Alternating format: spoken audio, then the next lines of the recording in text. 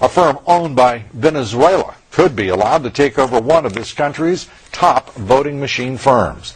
Venezuela, of course, led by Hugo Chavez, working to change the views of most South American countries, moved to the left. Critics of the deal say our nation's very democracy is now for sale, without anyone doing a thing about it.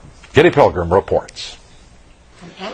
The use of some 19,000 electronic voting machines in the city of Chicago and Cook County primary on March 21st of this year is now under intense scrutiny. The U.S. company that makes the machines, Sequoia, was bought in 2005 by Smartmatic, a private company primarily owned by Venezuelan businessmen. When Chicago had problems with the machines, a dozen Venezuelan employees were there to help with the election. Chicago officials are outraged. I think that American elections ought to be run by American companies and ought to be run by American citizens, not Venezuelan nationals. Smartmatic is technically based in Boca Raton, Florida, but the president of the company, Jack Blaine, testified to the Chicago City Council. Fewer than a dozen Smartmatic employees work in Florida. The majority of the workers are based in Venezuela.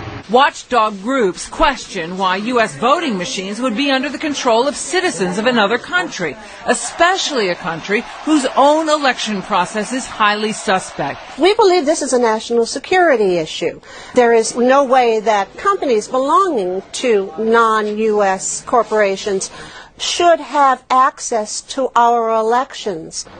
The Treasury Department is supposed to monitor sales of U.S. companies to overseas investors where there is a question of national security, such as in the Dubai ports deal, the so-called CFIUS review process. Some in Congress are demanding an investigation. In the case of Smartmatic, there are a number of unanswered questions. That's why I wrote to the Secretary of the Treasury and asked them to review the ownership. It's offshore, it's murky, no one seems to know who owns it. Certainly our government should know. A potential risk to the democratic process.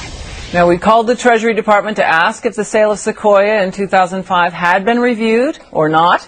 Treasury told us they were aware of the sale, but can't confirm if it's been reviewed or not. And some in Congress and voter watchdog groups also are demanding a better answer than that, Lou. Well, this Treasury Department is filled with incompetence. They have stopped in over 1,500 reviews, only one sale to foreign owners' American assets. But a voting machine company, critical to this country's election count, and they can't tell you whether or not the Committee on Foreign Investment in the United States reviewed it or not? They have no answer for us. And these are the most arrogant, incompetent, bureaucratic idiots. I mean, the Treasury Department is trying to move ahead of a number of other departments in that category. It's incomprehensible that this would be in any way Have we put a call into, I know Jon Snow's on a short tenure and shortly on tenure, but perhaps somebody who works for him would have some basic sense that he owes the American people an answer? Lou, we have been trying to get the officials. They said they thought it was of his company. So there are a lot of people in murky territory right here, and I think it really does deserve some examination. Great. It certainly does. We're going to continue to do so.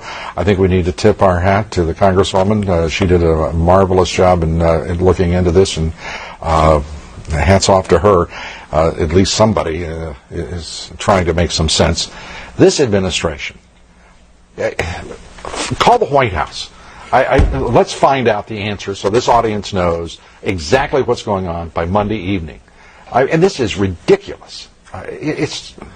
We are looking into it actively, Lou. Thank you, Kitty.